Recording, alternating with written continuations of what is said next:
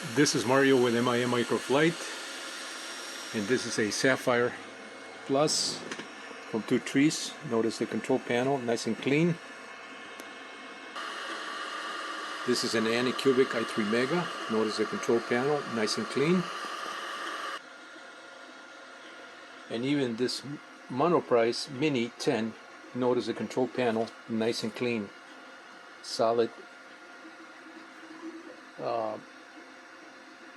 structure here with the base here.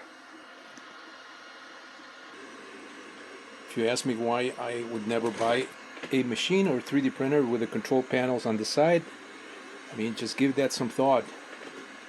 I mean, the implications of having a unit taking out the control panel from a base like this, nice and clean, and putting it on the side, it just doesn't make sense to me. You know, it's another area that can get damaged, you know, by hitting it abruptly, or you know, if you happen to knock it off with an item or an object.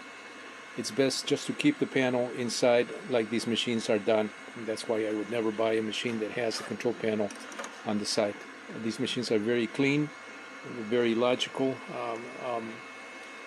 and it just makes total sense, you know, to have the control panel inside the base, nice and clean.